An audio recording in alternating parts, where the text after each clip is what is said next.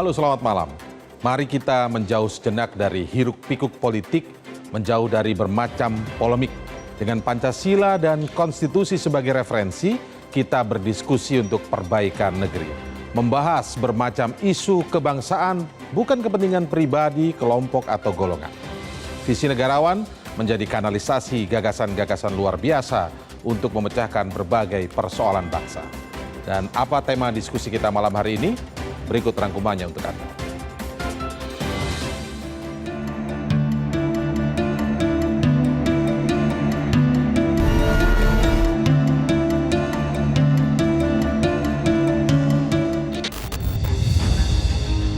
Frasa ketuhanan yang berkebudayaan pertama kali disampaikan oleh Soekarno dalam sidang persiapan kemerdekaan.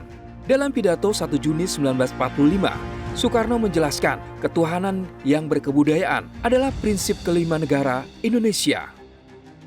Ketuhanan yang berkebudayaan artinya setiap warga negara dapat menjalankan ajaran agama secara leluasa. Tidak ada egoisme agama dan menjunjung sikap berkeadaban, yaitu hormat menghormati dan memberi tempat bagi sebaik-baiknya bagi segenap agama yang ada di Indonesia. Semangat mengawal keberagaman juga ditampilkan Presiden Prabowo Subianto. Pekan lalu, Presiden Prabowo meresmikan terowongan antara Masjid Istiqlal dan Gereja Katedral di Jakarta. Terowongan ini merupakan simbol harmoni kehidupan beragama di Indonesia. Presiden menegaskan bahwa kerukunan antar agama mutlak bagi kehidupan berbangsa dan harus dijaga seterusnya. 3, 2, 1. Kerukunan antar agama adalah mutlak syarat bagi Indonesia berbangsa, bernegara, ya. Kita hidup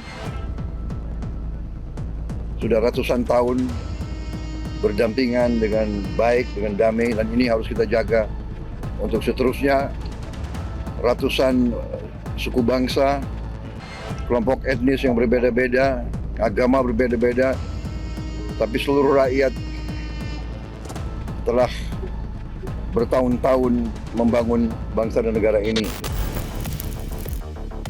17 program prioritas pemerintahan Presiden Prabowo juga memuat isu kebinekaan, yaitu memastikan kerukunan antar umat beragama, kebebasan beribadah, dan perawatan rumah ibadah. Hasil survei Kementerian Agama menunjukkan indeks kerukunan umat beragama atau IKUB dalam 3 tahun terakhir terus menunjukkan peningkatan. Pada tahun 2022, IKUB berada pada angka 73,09. Tahun lalu IKUB naik menjadi 76,02 dan tahun ini IKUB kembali naik menjadi 76,47. Tren positif skor IKUB menggambarkan toleransi di Indonesia membaik. Toleransi beragama hanya dapat muncul melalui moderasi beragama. Menurut Kementerian Agama, pengembangan moderasi beragama melalui komitmen kebangsaan, anti kekerasan, dan akomodatif terhadap nilai budaya lokal. Inilah tugas kita bersama. Kita harus membangun pemahaman bahwasanya negeri yang indah ini, negeri yang besar ini, dan kita yang berada di negeri ini yang amat menentukan maju atau mundurnya negeri ini. Saya yakin dan percaya dengan semangat kita, keikhlasan hati kita, kesiapan kita untuk tetap mendedikasikan diri kita, bahwasanya kepentingan bangsa, kepentingan negara, kepentingan nasional harus kita tetap letakkan di atas kepentingan golongan. Mantan Menteri Agama Lukman Hakim Saifuddin pernah menyatakan pedoman hidup bernegara merupakan potret cara pandang moderasi para bapak pendiri bangsa. Moderasi beragama adalah proses dinamis dari upaya membangun cara pandang, sikap, dan praktik beragama dalam kehidupan berbangsa. Artinya, bila kita tidak merawat moderasi beragama, dapat muncul fenomena beragama eksklusif dan segregatif. Akhirnya pemahaman beragama yang salah akan mengoyak ikatan kebangsaan.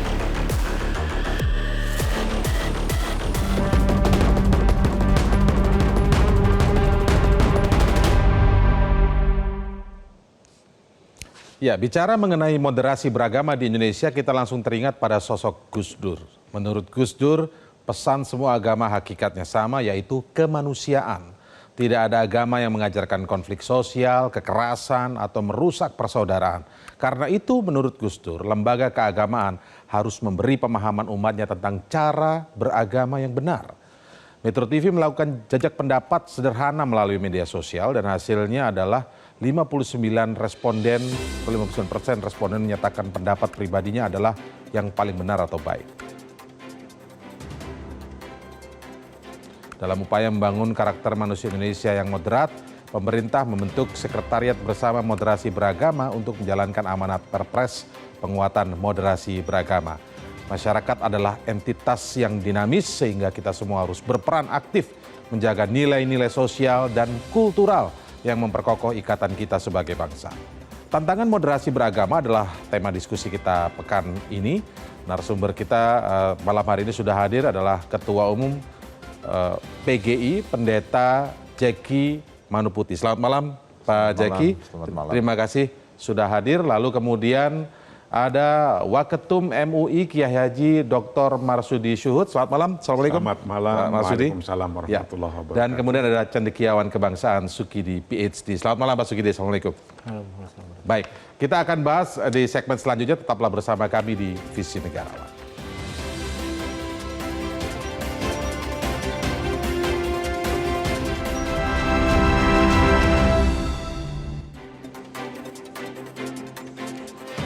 Baik, di segmen awal tadi kita melihat langsung bagaimana kutipan pernyataan dari Presiden Prabowo Subianto yang menyebut kurang lebih bahwa soal kerukunan dan toleransi, terutama di Indonesia yang masyarakatnya beragam, baik suku, agama, dan lain sebagainya itu, kerukunan dan toleransi adalah modal awal membangun negeri. Kalau menurut Pak Syuhud sendiri, kira-kira potret moderasi dan toleransi di Indonesia sampai hari ini seperti apa, Pak? Alhamdulillahirabbil alamin, kita bersyukur kalau dibanding dengan negara-negara lain, Muslim country misalnya, Indonesia adalah sudah menjadi leader di depan yang mereka itu mengapresiasi. Di tingkat internasional saya sering ikut untuk berdialog antara leaders of religion in the world. Misalnya yang lalu saya baru dari Paris, kumpul seluruh agama sedunia, tokoh-tokohnya. Itu kita mendapatkan apresiasi yang sangat besar kepada mereka-mereka karena masih banyak negara yang pada belum mampu, belum bisa untuk menjalankannya. Nah, apa sih yang kemudian sebagai contoh di Indonesia? Kok bisa negara Pancasila yang berketuhanan yang Maha Esa, yang Bhinneka Tunggal Ika, kok bisa itu akur, nyaman, enak, kepenak, hidup bersama-sama. Itu tidak lain adalah nilai ajaran agamanya, yaitu agama Islam, sudah mengajarkan bagaimana sih kita berbangsa, bernegara yang biar itu kuat dan persatuannya kuat, bisa membangun, itu yang kayak apa? Lah agama mengaturnya. Mengaturnya contohnya begini, ini sudah contoh. Umat Islam itu hendaknya harus tahu dan paham ini. Apa itu? Dulu Rasulullah mendirikan negara Madinah. Di dalamnya, di dalam negara Madinah itu ada Islam. Islamnya saja ada dua golongan, ada Muhajirin, ada Ansor. Ada Nasrani, orang Nasrani, ada orang Yahudi di dalamnya, ada orang Majusi. Malah Majusi juga ada ya? Pun ada.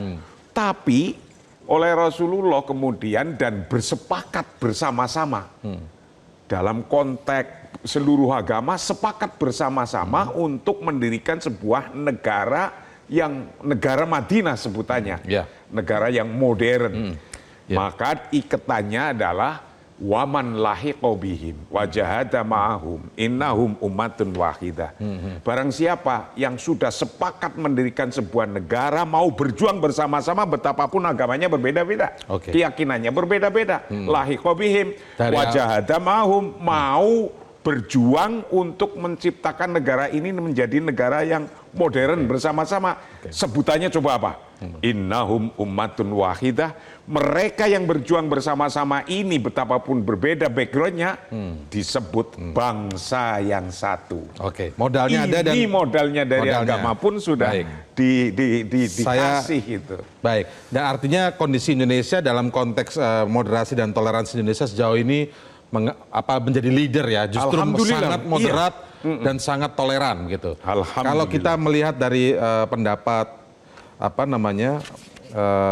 Pak Jeki ya, Pendeta Jeki, menurut Anda sejauh ini seperti apa? Apa mungkin misalnya kalau dibandingkan beberapa tahun lalu? Tadi kan ada komparasi dengan negara-negara lain, tapi kalau untuk Indonesia sendiri dibandingkan beberapa tahun yang lalu, kita sempat dengar memang beberapa tahun lalu karena masalah politik maka ada persoalan di soal toleransi. Nah, kalau sekarang sendiri seperti apa menurut Anda? Baik, terima kasih. Bagi saya ya melihat kondisi moderasi dan toleransi di Indonesia, kita harus katakan pertama-tama bahwa Indonesia ini tidak bisa dilihat secara general. Ya. Ya. Di banyak tempat atau beberapa tempat ada kasus-kasus intoleransi yang terus berkembang. Ya. Tetapi itu bukan potret Indonesia secara menyeluruh. Betul. Karena di tempat lain, bagaimana kemajemukan itu dirayakan. Di tempat-tempat tertentu misalnya, ada kondisi intoleransi terhadap ibadah atau pembangunan rumah ibadah. Tapi di tempat lain, ada pembangunan rumah ibadah itu dirayakan, diselebrasi sebagai bagian dari keguyuban bersama. Jadi kita tidak bisa memotret secara menyeluruh, tapi bahwa masih ada terjadi di beberapa titik di Indonesia. Masih ada. Ya. Soal intoleransi itu ada. Intoleransi. Dan titik beratnya lebih pada pembangunan rumah ibadah. Pembangunan rumah ibadah, peribadahan dan lain-lain. Ya. Dan ini tantangan bersama tentunya. Hanya itu tidak bisa dilihat dari penyebab-penyebab yang tunggal sifatnya. Ya.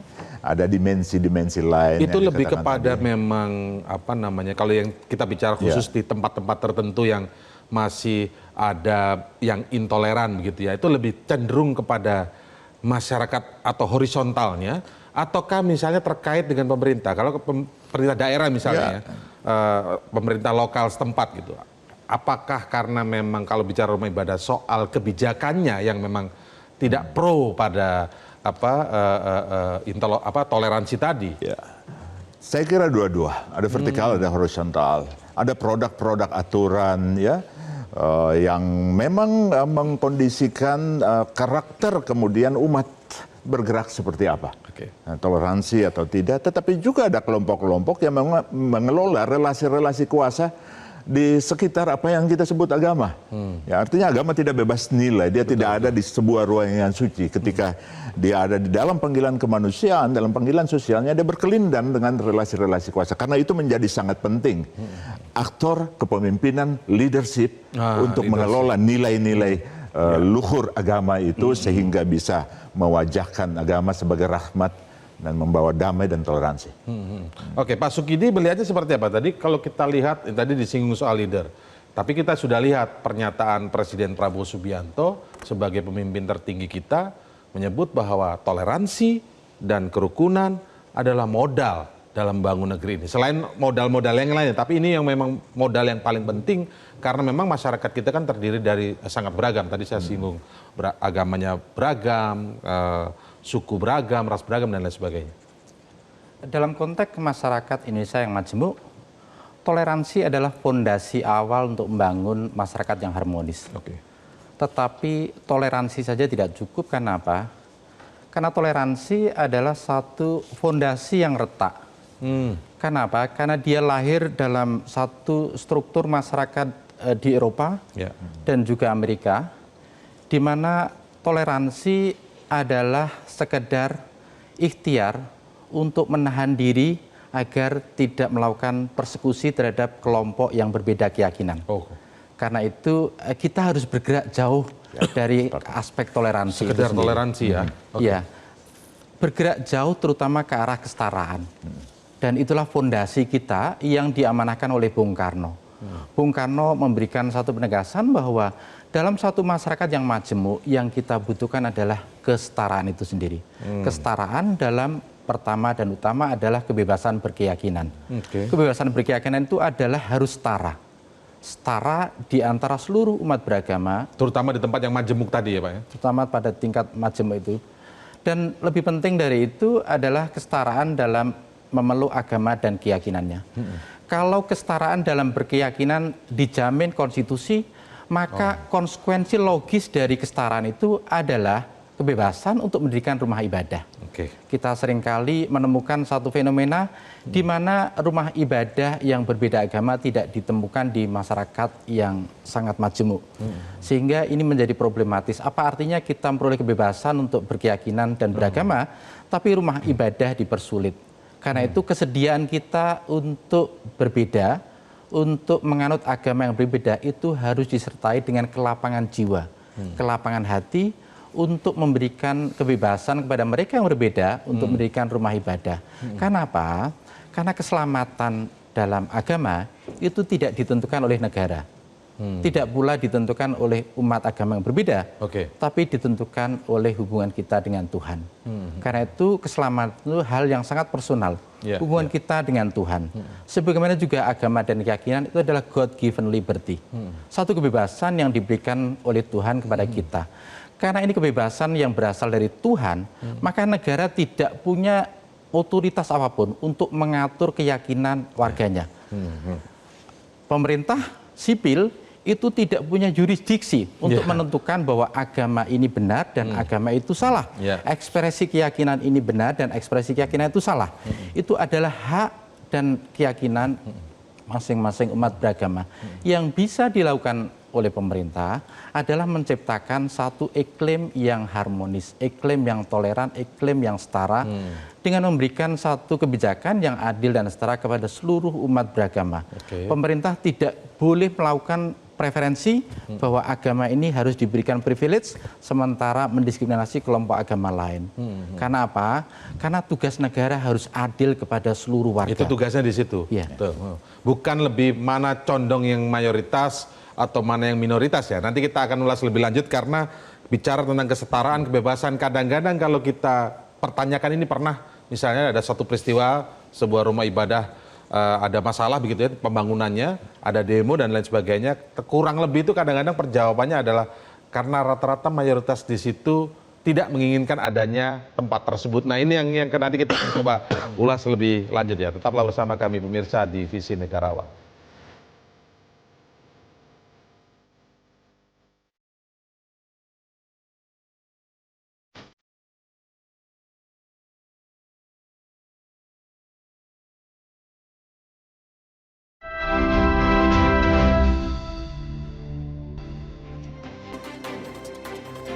Kita bicara tadi di segmen sebelumnya ada soal kesetaraan dan kemudian kalau kesetaraan itu terjamin maka kebebasan berkeyakinan juga akan muncul. Tadi kalau dari Pendeta Jaiki tadi Pak Sud tadi disinggung bahwa masih ada beberapa titik di Indonesia ini yang intoleran begitu Pak, terutama terkait dengan pembangunan rumah ibadah.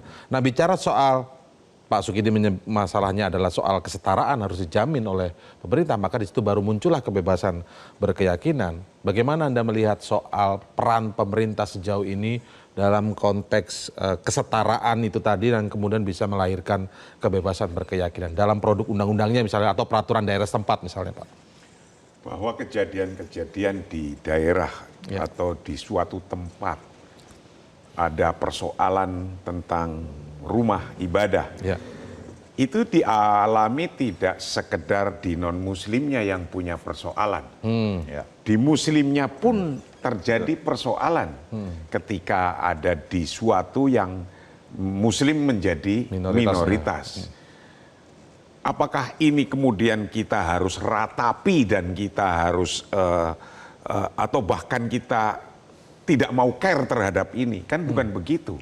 Yang harus dilakukan adalah bagaimana kita bersama-sama tetap untuk mengajak dan tetap untuk bagaimana berpikir rasional yang disampaikan oleh Bapak Mukidita tadi bahwa dalam konteks agama Islam pun bahwa atasamuh juz'un minal adalah, bahwa moderasi itu bagian daripada keadilan. Kalau mau adil adalah ya antara lain kita harus bertasamuh. Tasamuh itu moderat. Lah ketika ditanya, apa sih itu sesungguhnya tasamuh? Tasamuh huwa taufiru masahatin lil alaqat al-ijtimaiyah ma'a ba'dinal ba'd. Bahwa moderasi itu adalah memberi ruang. Jika ada kurang-kurang dikit, ya memberi ruang, tapi saling memberi ruang. Saling, bukan hanya yang memberi ruang satu orang, saya doang atau beliau doang. Satu agama ini yang memberi ruang, saling memberi ruang. Saling memberi ruang. Tapi dalam konteks negara itu kan posisinya di negara ya. Di negara harus ada kesetaraan. Kemudian negara itu melihat ini. Jika sudah mulai mampu masyarakat yang minoritas dan mayoritas di situ mengecil tentang konflik-konfliknya, maka sudah tinggal mendorong. Lah, tapi ketika masih ada atau besar ada konfliknya, itu tidak sekedar hanya mendorong, harus mendampingi bersama-sama, mendampingi dan meyakinkan agar kita menemukan diri kita sebuah keyakinan bahwa hidup bersama-sama itu nilainya lebih mahal dalam konteks bernegara dan berbangsa. Tapi soal kesetaraan dalam soal peraturan mungkin peraturannya lebih pada peraturan di lokal, Pak ya. Kalau aturan sih sesungguhnya sudah terbuka lah, tinggal kita ngikutinya. Ngikutinya. Adapun di suatu daerah ada aturan yang mungkin berbeda dengan daerah yang lainnya dalam menata sebuah rumah ibadah. Misalnya begitu. Saya yakin ini sudah menjadi kesepakatan dan dalam keyakinan hidup berbangsa dalam negara berbineka tunggal ika ini adalah untuk saling bersama-sama. Ketika kita sudah beragama, ya dengan turunannya dong. Turunannya itu mempunyai rumah ibadah. Masa kita sudah punya agama untuk beribadah pun kemudian nggak punya itu. Catatan itu yang masih dan catatan itu negara ketuhanannya kan kayak gitu. Catatan itu tapi masih ada ternyata masih ada di berbagai tempat. Nah, kalau Pendeta Jeki melihat gimana, Pak? Kalau seperti yang saya tanyakan tadi sebelum break gitu ya, bahwa kadang-kadang ketika negara ini dituntut atau misalnya pemerintahan daerah setempat dituntut untuk kenapa kok ada nih soal kondusivitas. Tadi kan Bapak menyinggung juga soal paradoks kerukunan dan kebebasan ya. Mungkin silakan jelaskan. Ya selalu kita berada dalam dilema seperti itu ya. Di satu sisi ada kebebasan ya, kebebasan yang digaransi karena kita setara. Ya, kita setara dalam posisi sebagai warga negara. Ya, identitas bersama dan itu dijamin dengan undang-undang. Ya, termasuk dan konsekuensinya ya kebebasan untuk beribadah, membangun rumah ibadah. Tapi di sisi lain juga ada tuntutan untuk kerukunan, ya, tuntutan untuk toleransi dan lain-lain. Nah, banyak kali dalam kasus-kasus yang muncul lalu terjadi paradoks, ya, mau memilih kerukunan atau kebebasan. Ya, kita harus rukun dulu. Nah, bagi saya kita terus harus mengelola dialektika ini ya untuk tidak meletakkannya dalam paradoks. Yang memperkuat ekosistem kerukunan dengan sungguh-sungguh. Sebab kita punya banyak contoh, kita punya banyak narasi kolektif di masa lalu bahwa dalam masyarakat yang sangat rukun dan kerukunan itu bukan sesuatu yang diimpos dari luar. Bukan perukunan. Tapi dia muncul dari nilai-nilai budaya yang mendasar. Di situ lalu orang diberikan ruang yang lebih bebas, orang saling menghargai. Jadi memang kita harus kembalikan pada jati diri kita, pada otentisitas kita sebagai bangsa, nilai-nilai keguyuban yang sangat mendasar. Dan karena sebelumnya itu sudah ada. Sudah ada. Dan saya kira agama sejatinya kompatibel dengan itu, ada di situ. Dan karena itu moderasi beragama bicara tentang juga bagaimana dia inline dengan kearifan lokal kebangsaan. Kalau Pak Sugidi melihat bagaimana caranya pemerintah bisa menjadi lokomotif agar kita keluar dari paradoks yang tadi disinggung oleh Pendeta Jeki tadi ya, bahwa ya tidak harus suruh memilih kerukunan atau kebebasan karena sejatinya tadi adalah kebebasan itu adalah kerukunan itu begitu. Pemimpin harus setia pada konstitusi. Kesetiaan pada konstitusi itulah yang menjadi fondasi untuk memimpin masyarakat yang sangat majemuk. Karena apa? Karena yang sebenarnya terjadi adalah pemimpin lebih mementingkan konstituen ketimbang konstitusi. Ya. Sehingga apa? Sehingga efek dari proses pemilihan langsung itu adalah kesetiaan pemimpin pada konstituen ketimbang menunaikan amanah konstitusi. Itu pertama. Kenapa? Karena mereka disumpah atas nama konstitusi demi Tuhan untuk menunaikan tanggung jawab konstitusional. Ini penting kita ingatkan agar apa? Agar pemimpin menunaikan amanah konstitusi itu secara konsekuen, secara konsisten itu sendiri. Konstitusi mengamanahkan satu kebebasan beragama, berkeyakinan, dan itu harus ditunaikan. Terlepas dari penolakan masyarakat terhadap pendirian satu rumah ibadah, tetapi kita setia hanya pada konstitusi itu. Itu pertama. Yang kedua, kita harus mendefinisikan satu tantangan baru dalam konteks agama. Tantangan baru yang saya sebut bahwa tantangan utama kita dalam masyarakat yang majemuk itu bukan karena perbedaan agama, bukan karena perbedaan keyakinan, tetapi tantangan kemanusiaan yang menghadang kita ke depan.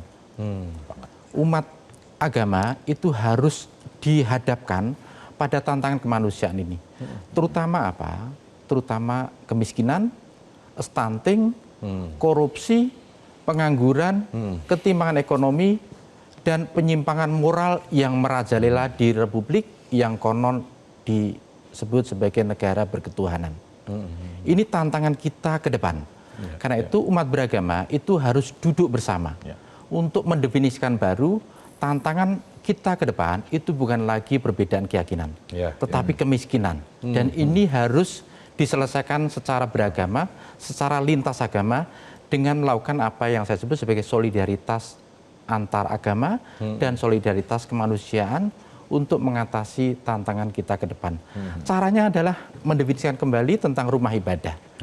Paus Fransiskus memberikan satu terobosan baru bahwa rumah ibadah, terutama konteks tradisi Katolik adalah gereja, itu adalah gereja yang kotor, yang merefleksikan cermin bahwa mereka, pemimpin agama, memang menggunakan gereja untuk melayani umatnya.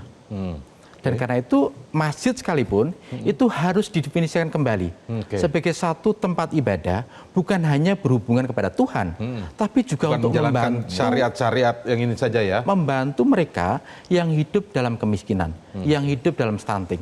Saya kira pemahaman untuk melakukan kerjasama antar agama untuk mengatasi masalah kemanusiaan. Inilah tantangan agama ke depan. Karena apa artinya kita sebagai satu bangsa dengan masyarakat yang religius, tapi korupsi merajalela di mana-mana. Apa artinya kita berbangga-bangga menjadi umat beragama, tetapi penyimpangan moral itu terjadi hampir di seluruh lini seolah-olah negara. jadi seperti negara ini nggak mengenal agama ya, akhirnya begitu ya.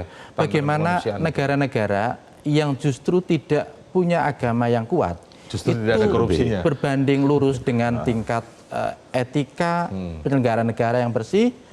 Dan coba kita bandingkan negara-negara Skandinavia, negara-negara yang amat sangat bagus dalam konteks pelayanan publik, amat sangat bagus dalam konteks pemberantasan korupsi, amat sangat bagus dalam konteks ramah terhadap lingkungan, dan juga terhadap demokrasi itu sendiri. Tetapi kita, dan ini tantangan kita bersama, adalah kebanggaan kita pada agama itu harus diwujudkan dalam kebanggaan kita untuk menyelenggarakan pemerintah yang bersih dari korupsi, untuk menyelenggarakan spirit kebinekaan untuk menghargai masyarakat yang berbeda, dan sekaligus untuk menyelenggarakan visi bersama masyarakat yang adil, makmur, dan sejahtera. Agama harus menopang semangat ini. Semangat untuk Indonesia maju, Indonesia sejahtera, Indonesia raya yang kekal abadi berdasarkan Pancasila, sebagaimana amanah Bung Karno itu sendiri. Ini luar biasa, nanti kita lanjutkan setelah break, karena ada pertanyaan kadang-kadang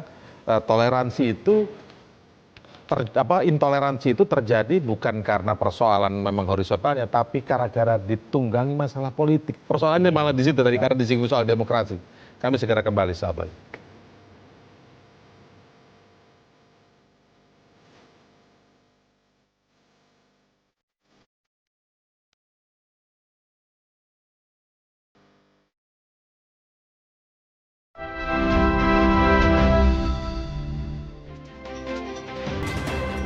Menarik sekali di segmen sebelumnya kita masuk pada pembahasan bahwa tantangan beragama ke depan. Pak Sugidi ya tadi Pak Sugidi menyampaikan bukan lagi pada soal perbedaan imannya, tapi bagaimana antar umat beragama ini peduli pada soal-soal kemanusiaan ke depan, stunting, soal kesejahteraan, dan soal moral atau etika ke depan, karena itu memang itu kemanusiaan. Nah, kalau Anda melihat sendiri sebenarnya apa? Sementara di satu sisi, kadang-kadang diaduk-aduk ini soal toleransi ini hanya untuk kepentingan politik, terutama kalau pemilu, Pak. Ya, itu bagian. Itu bagian daripada tasamu. Ya. Antara lain, bagian daripada tasamu yang disampaikan oleh Pak Sugidi itu tadi, bahwa atasamu huwa miftahul fi'li wal huriyah. Bahwa toleransi adalah kunci dari sebuah tindakan-tindakan apa saja yang bisa menghasilkan manfaat untuk orang itu sendiri atau bahkan orang banyak yang berupa ekonomi atau untuk kehidupannya. Tapi juga setelah kita itu sudah bisa mau melakukan apa-apa, tidak ada yang ngaruh-ngaruhi. Ini sesuai keyakinan ini tidak ada yang ngaruh-ngaruhi, tidak ada yang membenci, tidak ada yang apa. Kemudian itu perasaannya ketika melakukan itu jadi huriyah. Rasanya kan kayak bebas gitu. Betul. Sesuai dengan keyakinanku, tidak ada yang mempersoalkan, bebaslah, huriyah. Itulah bagian daripada moderasi, daripada tasamu. Yang kalau itu terus, bahwa miftahul fi'li wal huriyah terus berkembang, kan itu nyangkut pada kita punya kebutuhan hidup apa sih ke depan. Kalau kebutuhan hidup apa ke depan itu adalah utamanya ekonomi, nanti sudah nggak ada itu, karena ini agamanya ini, betapapun minoritas, menjadi orang yang paling kaya raya, punya kebun yang berjuta-juta hektar. Kan masih ada hari ini yang ngomong itu juga kan. Ini. Karena padahal itu di negara yang mayoritas muslim, tapi faktanya begitu. Nah, inilah yang kemudian kalau memang sampai pembahasannya begitu, ya ayo bareng-bareng. Orang mayoritas yang mau berusaha ke arah itu, kemudian mau berjuang ke arah itu. Jadi sehingga tidak semua kita juga harus nyalain pemerintah terus. Ya nggak bisa juga. Tapi kita dari dalam ikutlah berusaha bergerak untuk bisa menuju ke titik yang kita inginkan. Itu mensyaratkan lagi soal kesetaraan keadilan tadi, Pak.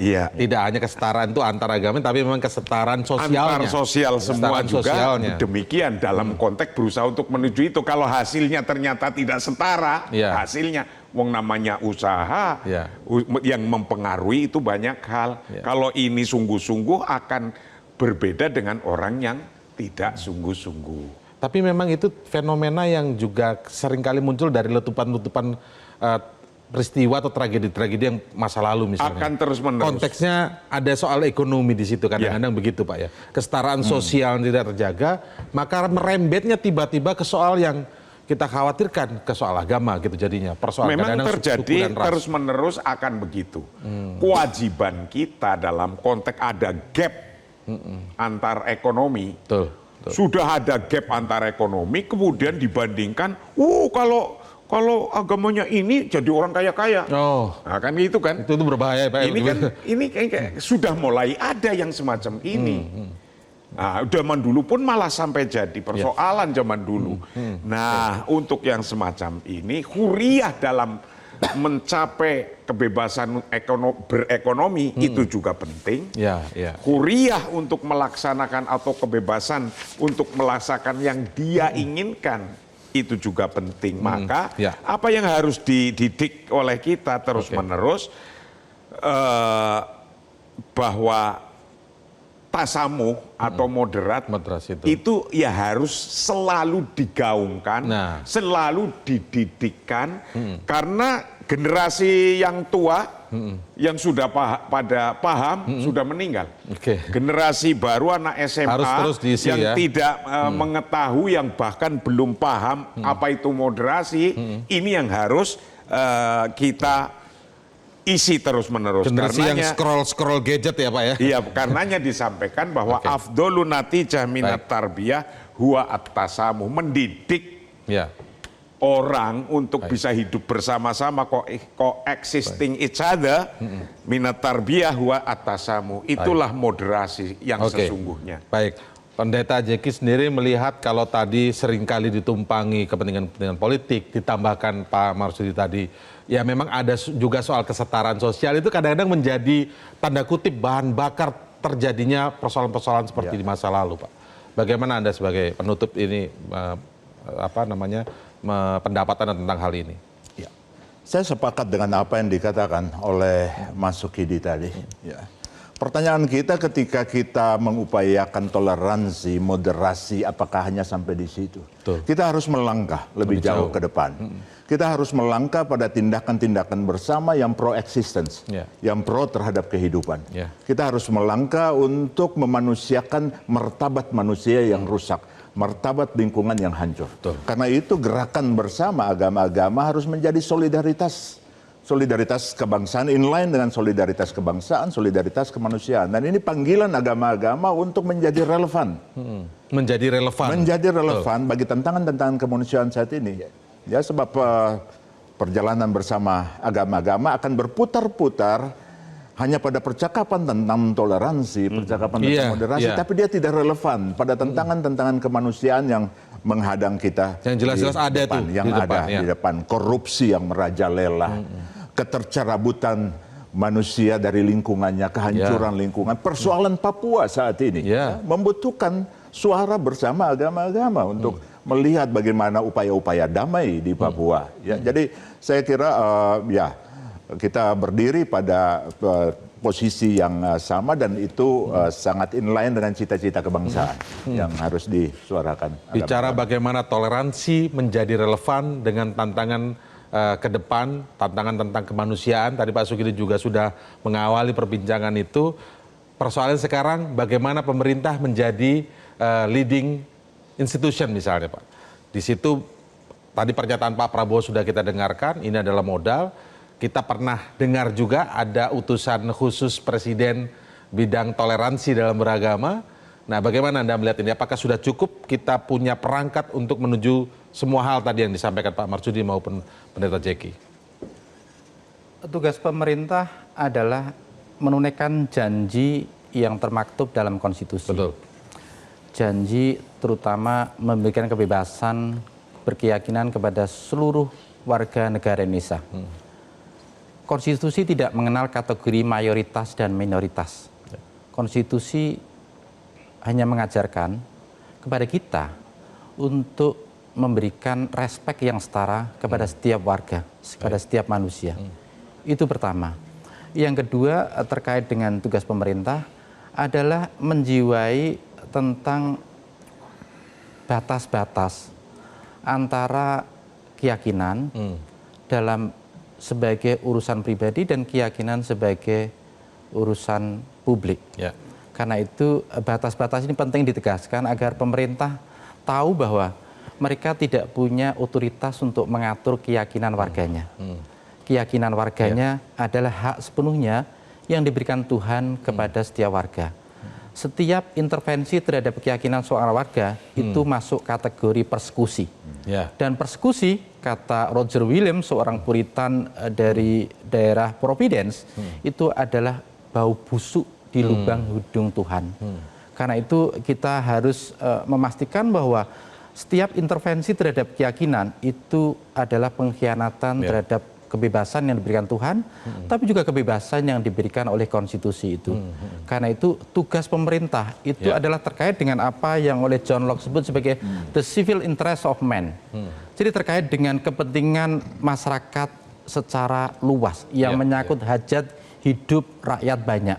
Dan karena itu pemerintah harus memastikan bahwa umat beragama memperoleh hak untuk beribadah sesuai agama dan keyakinan. Dan terutama menjelang Natal kita harus memastikan bahwa ini tugas bersama. Agar umat Kristiani dapat merayakan Natal dengan penuh kebebasan, dengan penuh kenyamanan, dengan penuh kemerdekaan itu sendiri. Dan menjaga bersama untuk hari-hari besar seluruh agama lain yang ada di Indonesia ini. Baik, terima kasih Pak Sukidi, terima kasih Pendeta Jeki, terima kasih Pak Marsudi telah bergabung bersama kami di Divisi Negarawan. Semoga ini menjadi pemahaman kita ke depan. Kita akan terus gaungkan perbincangan tentang toleransi dan moderasi dalam beragama ini, kesetaraan beragama, kesetaraan sosial, kebebasan beragama dan berkeyakinan, agar ini menjadi terus relevan ke depan, terutama menjawab tantangan-tantangan tentang kemanusiaan. Tadi disinggung soal moral, etika, tentang kesehatan, stunting, dan lain sebagainya. Terima kasih sekali lagi atas waktunya di Visi Negarawan. Selamat malam. Dan itulah tadi diskusi kita pada malam hari di Visi Negarawan. Terima kasih Anda sudah menyaksikan Visi Negarawan. Saya Indra Maulana. Sampai jumpa.